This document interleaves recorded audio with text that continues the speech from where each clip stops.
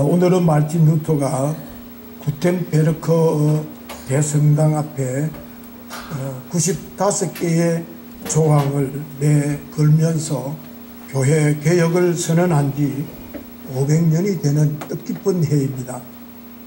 그래서 이날은 단순히 우리가 제삿날을 기억하듯이 기념하는 날이 아니라 종교개혁은 지금도 계속되어져야 되고 계속되고 있음을 확인하고 고백하는 날이 종교개혁 기념주일이라고 봅니다.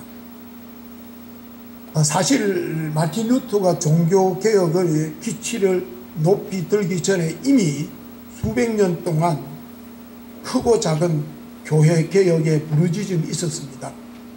그 중에서 루터가 종교개혁하기 전 한 102년 전에 체코의 얀 후스라는 신부가 교회 개혁을 불지폈다가 화형을 당하는 일이 있었습니다. 그래서 얀 후스라는 사람은 사익을 위해서, 개인적인 어떤 사익을 위해서 교황의 권위를 내세우는 데 대해서 성경만이 유일한 권위이며, 만일 성경에 순종하지 않는 교황은 절대 우리가 따를 이유도 없고 순종할 필요가 없다라고 선언을 했습니다. 그리고 십자군 전쟁을 비롯해서 크고 작은 전쟁을 일으킬 때에 필요한 비용을 쓸 목적으로, 또 훗날 성 베드로 성당을 짓는 명분으로 면죄부를 판매하는 행위를 두고 이 얀 후스는 뭐라고 이야기했냐면은 오직 용서는 하나님만이 하실 수 있다. 그래서 죄를 매매하는 교황은, 행위는 하나님에 대한 반역이고, 면죄부를 파는 교황은 가룟유다와 같다 라고 선포를 합니다. 그때 당시 이 얀 후스가 이렇게 선포한 것은 대단한 것이었습니다. 그러자 교황청에서 이제 수습을 합니다. 이 콘스탄츠라는 종교회의에 그를 불러다가 회유를 합니다. 그런데 그는 끝까지 그의 뜻을 굽히지 아니하고 그의 주장을 내세우다가 화형을 당하였습니다. 이처럼 교회 개혁은 지속적으로 요구되어 왔지만은 종교 지도자들은 이를 거부하기에 이르렀고, 그래서 여러분들 교회사를 보면은 참 부끄러운 게 있습니다. 교회사에 보면은 교황이 셋이나 난립한 때도 있었습니다. 이처럼 종교개혁의 여명기에 얀 후스와 같은 사람이 있었기에 바로 마르틴 루터가 그 불을 당길 수가 있었던 것입니다. 자, 그렇다면은 끝없이 자기 개혁과 나아가 교회 개혁을 이끌어갈 개혁의 후계자로서 부름받은, 소명받은 우리들은 과연 그렇다면 오늘 우리가 어떻게 신앙생활을 해야 되고, 특별히 한국교회가 침체의 위기에 내몰린 이 한국교회의 일원으로서 우리가 어떤 자세로 살아가야 되는지 되묻지 않을 수가 없습니다. 여러분들, 종교라는 것은 진리를 찾아가는 통로입니다. 그런데 우리들은 가만히 보면은 진리를 이렇게 붙들려 하는 사람보다는 종교 행위나 종교 생활에 만족하려고 하는 사람들이 의외로 많습니다. 마치 종교 행위가 복을 받는 것으로 착각을 한다는 겁니다. 예수님 당시에 바로 바리새인들과 서기관들이 진리를 자기네들이 종교화해서 진리보다는 종교를 선호하는 저들을 현혹해서 자신들의 전유물로 만들어서 휘두르는 것에 대해서 예수님께서 맞짱을 뜬 거예요. 그러면서 사람이 안식일을 위해서 있는 것이 아니라 안식일이 사람을 위해서 있다라고 선언을 합니다. 그 말은 뭐냐면 안식일은 하나의 종교 행위요, 종교 제도로서 사람을 위해서 만들어졌는데, 저들이 그 종교 제도에 사람을 묶어서 종살이하게 하는 것에 대해서 예수님이 질타하시면서 안식일, 즉 종교는 사람을 위해서 있다라고 선언을 할 정도였습니다. 그래서 어떤 종교 제도나 종교 생활에 얽매이지 말고 진리를 쫓는 자들이 되어야 된다는 것입니다. 왜냐하면 진리는 우리를 자유하게 합니다. 여러분들, 우리가 예수를 오래 믿다 보면 진짜 자유함을 누립니다. 자유함을 누리려니까 교회 안 가도 되는 게 그 말이 아니에요. 정말로 세상의 모든 것들로부터 자유함을 누리게 되는 게 진리. 참 인간이 되기 위해서 우리가 교회 생활은 수단이지 목적이 아닙니다. 그래서 우리가 목말라야 해야 될 것은 진리에 목말라야 해야 되고 하나님에 대하여 목말라 해야 되는 것입니다. 그래서 교회는요, 진리를 찾아갈 수 있도록, 하나님 안에서 풍성한 삶을 살아갈 수 있도록 도와주고 격려해주고 채찍질 해주는 게 교회의 본질입니다. 그래서 우리 주님께서 진리를 화석화하고 종교화하고 그것을 독점물로 소유로 삼은 바리새인들을 향해서 한마디로 화가 있을 것이다 라고 질타를 합니다. 화가 있다. 자, 그렇다면 화가 있을 것이라는 그 하나님께서, 주님께서 오늘 우리를 향해서, 우리 교회를 향해서 뭐라고 말씀하실 것 같습니다. 이 독사의 자식들하고 말씀하지 않을까? 그 음성에 우리가 귀 기울여야 될 때라고 봅니다. 그래서 오늘 특별히 종교개혁 주의를 맞이해서 우리를 향해서 주님의 음성을 들을 수 있는 이 시간이 될 수 있기를 축원합니다. 여러분, 먼저 본문의 말씀에 좀 살펴볼 필요가 있습니다. 자, 23장 우리가 13절로부터 읽는데 원래는 1절부터 읽어야 됩니다. 예수님께서 1절에서부터 뭐라고 이야기하느냐면은 제자의 삶을 가르쳐 주시면서 진리를 종교화해서 사유화한 바리새인들과 서기관들의 삶을 빗대어서 너희들은 저들을 본받아서는 안 된다라고 경고하면서 세 가지를 이야기합니다. 너희는 저희들처럼 랍비가 되지 마라. 너희들은 저희들처럼 아비가 되려고 하지 마라. 너희들은 저희들처럼 지도자가 되지 말라고 이야기를 합니다. 그게 무슨 말이냐면은 모두가 동등한 하나님의 자녀요 형제인데 참된 신앙을 위한 궁극적인 권위는 랍비에 있는 게 아니라는 거예요. 어떤 직분에 있는 게 아니라는 거예요. 진리 그 자체이신 하나님께 있다라는 것을 너희들은 명심하고 랍비가 되려고 하지 마라. 그리고는 영적 생명을 부여하는 능력이 사람에게 있는 것처럼 착각하지 마라. 우리의 영혼 속에 있는 하나님의 생명은 하나님만이 부여할 수 있음을 명심하고 아비가 되려고 너희들이 하지 말라. 그러면서 지도자라는 것은 전인격적인 면에서 지도하고 의의 길로 인도하시는 분인데 그것은 오직 하나님밖에 없다라는 거예요. 매일매일 우리와 함께 하시면서 지시하시고 감독하시고 권하여 주시는 분은 하나님밖에 없다. 그러니 너희들이 지도자가 되려고 하지 말라고 권하여 주십니다. 한마디로 하나님을 하나님 되게 하고 하나님을 온전히 섬겨가는 참 제자의 삶을 살아가야 된다라고 일깨워 주셨습니다. 그러면서 이어서 우리에게 주시는 말씀이 오늘 본문의 말씀입니다. 화가 있을 것이다. 준엄한 종교개혁을 예수님이 선포하신 말씀이기도 합니다. 그래서 여러분들이 시간이 없기 때문에 7가지 화를 이야기하는데 자세히 들여다보면요, 두 번째 화는 첫 번째 화를 보충하는 것이 되고 또 네 번째 화는 세 번째 화를 보충하고요, 여섯 번째 화는 다섯 번째 화를 보충해서 설명해 주시는 말씀으로 보면은 이해가 됩니다. 그리고는 일곱째 화는 결과적으로 결론적인 말씀으로 봅니다. 이것을 먼저 잠깐 이해한다면은, 첫째, 자의식, 자의적인 해석을 너희들은 오류를 범해서는 안 된다라는 거예요.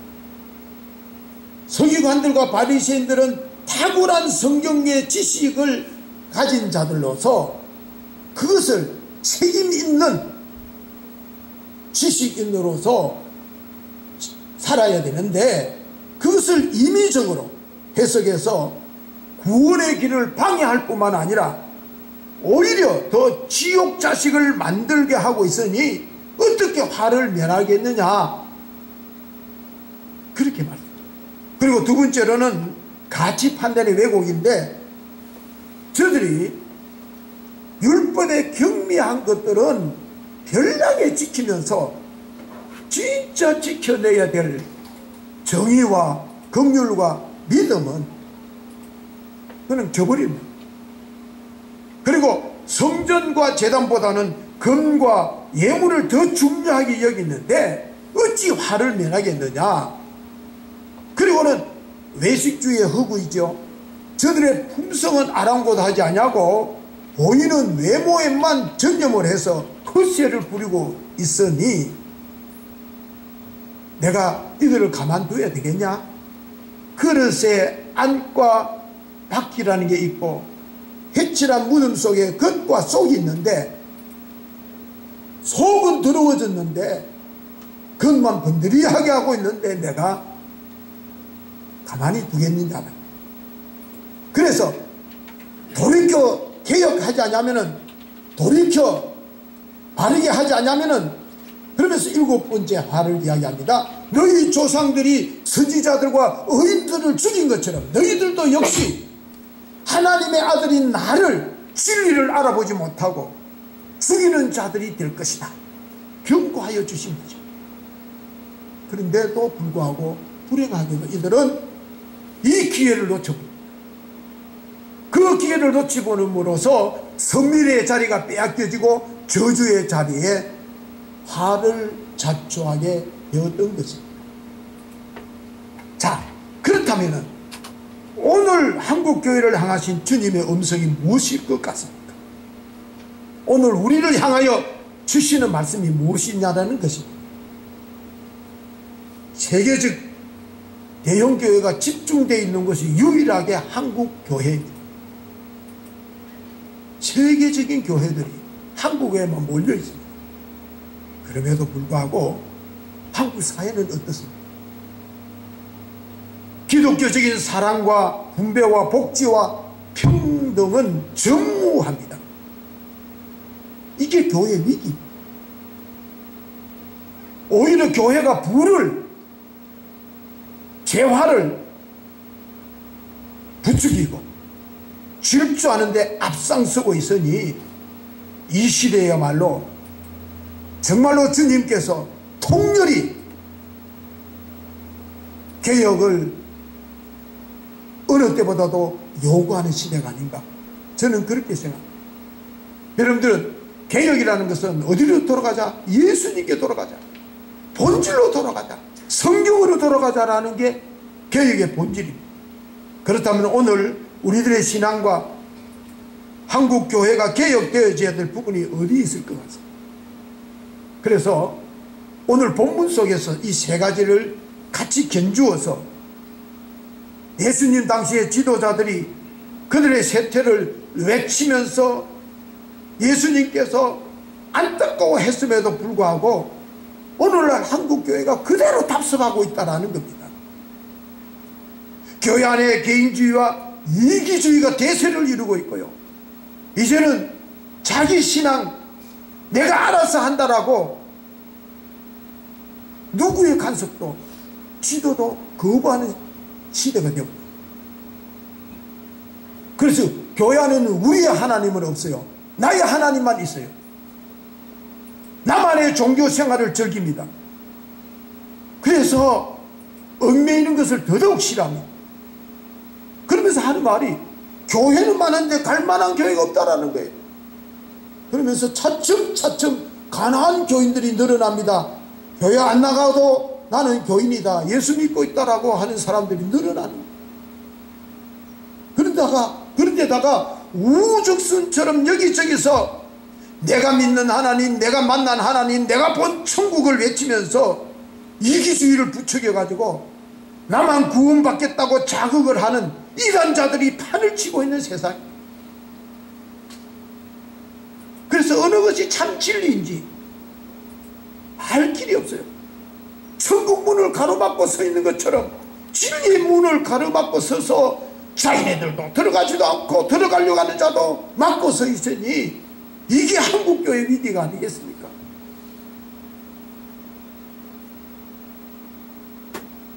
교회 안에서 구원의 확신을 가지고 있는 사람 찾아보기가 힘들. 구원받은 자의 삶을 이 땅에서 살아내는 사람을 찾아보기가 힘들어요.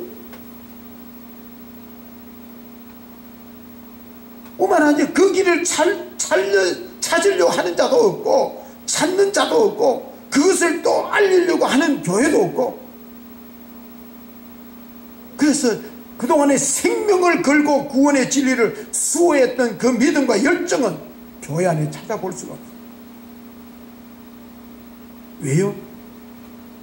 마귀가 심어놓은 이기주의, 개인주의 열매를 모두가 지금 야금야금 까먹고 배불러서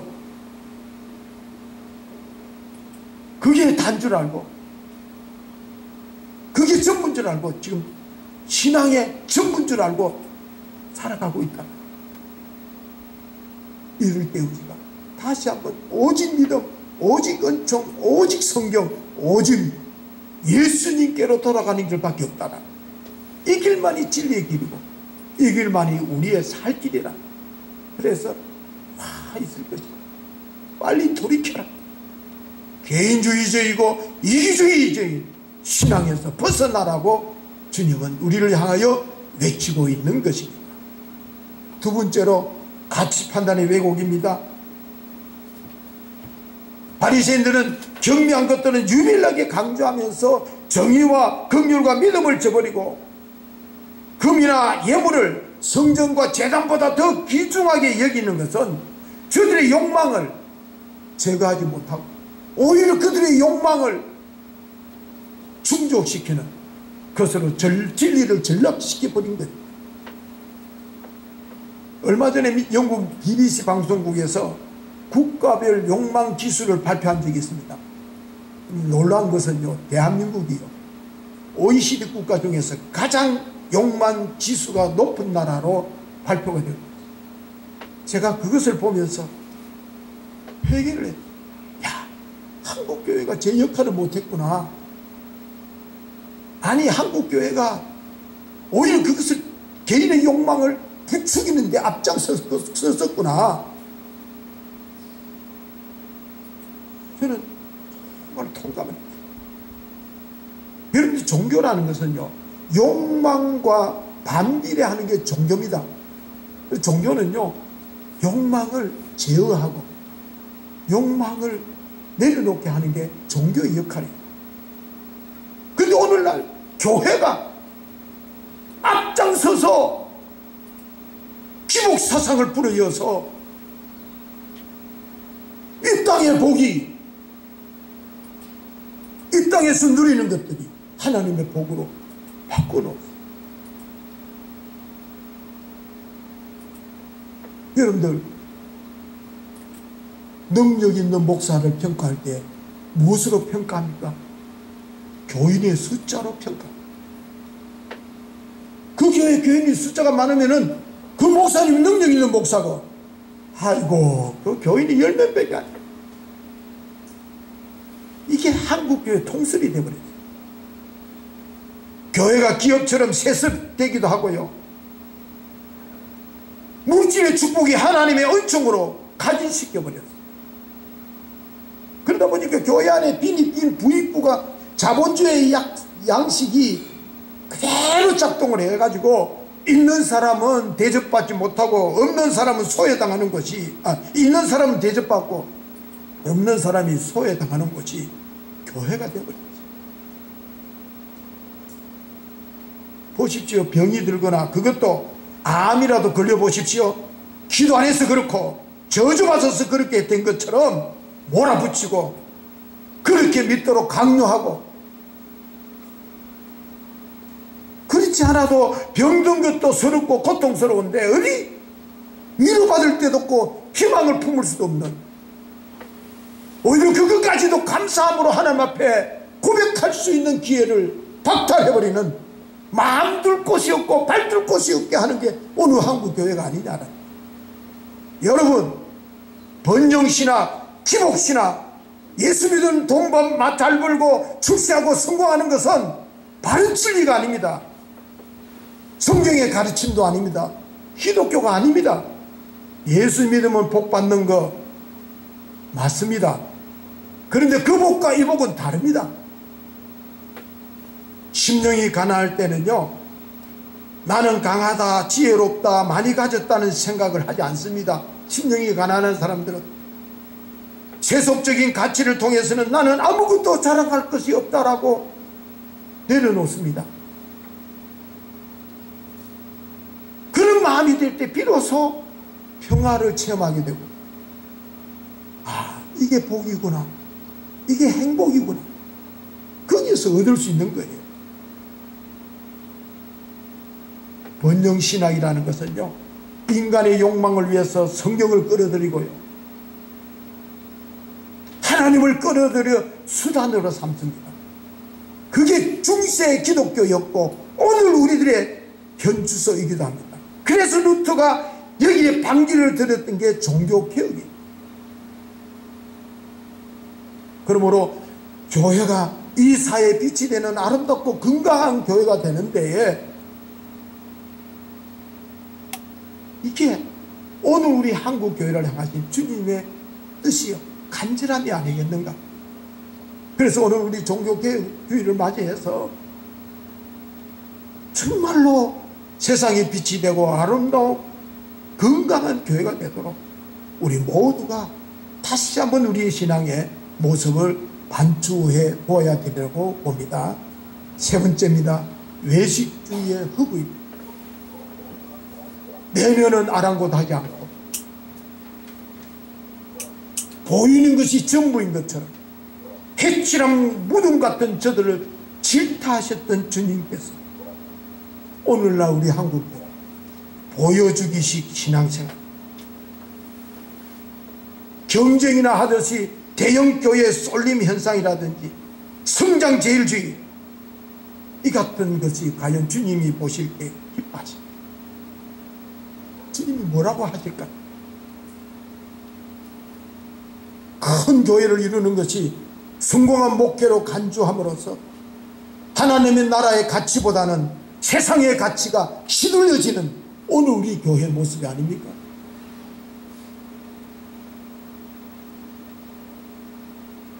어느 교회에서는 1년에 세진자가 9,000명이나 모여든다고 감당이 안 돼가지고 교회를 7부 예배, 8부 예배까지 보고 그것도 안 돼가지고 지교회를 만들고 그것도 안 돼가 스크린을 만들어 놓고 예배를 드리는 지경이, 거기에 인격적인 교류가 있겠습니까? 성도들 간에 아픔과 기쁨을 나눌 기회가 있겠습니까? 그저 예배 드리고 옆 사람하고 가벼운 인사만 하고 떠나갈 뿐입니다. 거기에는 사람의 냄새가 맡을 수 없습니다. 따뜻한 사랑도 위로도 느낄 수 없습니다. 성령의 임재 속에 이루어지는 작은 하나님의 나라를 더더욱 경험할 수 없습니다. 공동체의 간결함이 전혀 묻어나지 않습니다. 오히려 이기주의를 부추기고 내면의 세계를 풍성하기보다는 보이는 현실에 더 중요하게 여기게 해서 믿음의 자리를 자연스럽게 비껴나고 익명의 그리스도인으로 전락시켜서 자꾸만 교회 가서 뒷전에 있게 하고, 그래서 그냥 내 예배 드리고 가는 것만 해도 감사하게 생각하십시오라고 교회를, 성도들을 부추기고 있습니다. 이게 한국 백화점처럼 겉으로 화려하게 꾸미고 구미에 맞도록 디자인도 하고 편리하게 만들어 놓고, 그래서 거기에 입맛대로 이기주의적인 그리스도인들을 양산해내는 게 오늘날 한국 대형교회가 아닌가. 그러다 보니까 한국 교회는 급속도로 침체에 들어갑니다. 수많은 작은 교회들이 문을 닫는 현상이 일어납니다. 큰 교회들은 부흥했다고 그러지만은 반대로 작은 교회들은 1년에 수백 개, 수천 개의 교회가 문을 닫고 있습니다. 어찌 거기에서 제자의 삶을 기대할 수 있으며 빛과 소금이 되는 삶을 기대할 수 있으며 구원의 증거를 할 수 있는 성화의 열매를 그 속에서 기대할 수 있겠습니다. 그러니 한국 사회가 이 지경이 될 수밖에 없지 않았느냐, 거기에 교회가 일조하고 있지 않았느냐.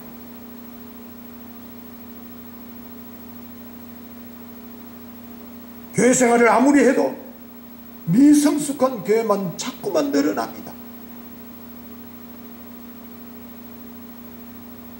그래서 정말로 이 방송을 누가 듣는지 모르겠습니다만 유튜브에 나가니까 진짜 대형교회 목회자들은 그 모인 교인들을 잘 안주해서 어떠지? 작은 정말로 연약한 교회를 돕도록 패러다임을 바꿔야 됩니다.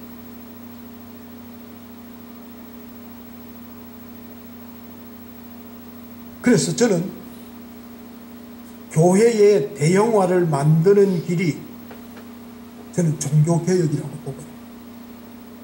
교회의 대형화를 막는 길이 한국교회 살 길이라고 생각합니다. 앞으로 대형교보다도 작은 교회에 다니는 것이 더 큰 자부심을 갖는 시대가 온다면 정말로 그 시대가 하나님이 바라는 시대가 아닌가. 작은 교회에 자발적으로 헌신하는 날이 올 때에 그게 바람직한 한국교회가 아닐까. 그러기에 우리 모두가, 우리 좋은 교회가 여기 앞장서서 나아가야 된다고 봅니다. 여러분들 우리 약속했지요? 제가 있을 때는 100명 지금밖에 아직 안 되지만 언젠가는 우리 교회도 성장하게 될 텐데 절대로 400명이 되면은 절대로 교회를 분리하라. 이 교회를 끌고 다시 짓는 일이 없도록 제2, 제3의 좋은 교회를 분리해서 나아가야 됩니다. 약속하지 않았습니다. 지켜주십시오.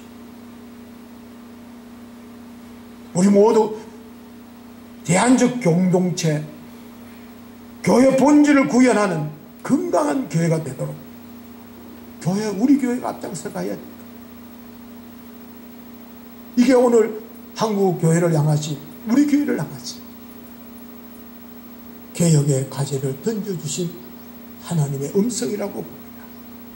다시 한번 우리 교회가 한국 교회의 희망이 되도록, 지금까지 저와 여러분들이 잘 해오셨어요. 어렵지만 여기까지 잘 오셨어요. 평신도 중심의 교회로 여러분들이 잘 따라오셨어요.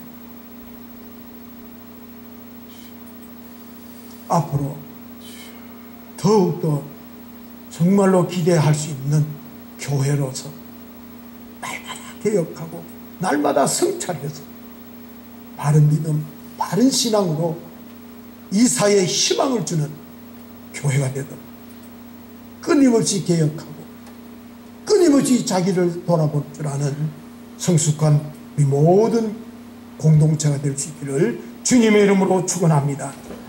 기도하시겠습니다. 참 좋으신 하나님, 오늘 우리 종교개혁 500주년을 기념하면서 교회는 끊임없이 개혁되어져야 되고 개혁되고 있는지 우리를 돌아보았습니다.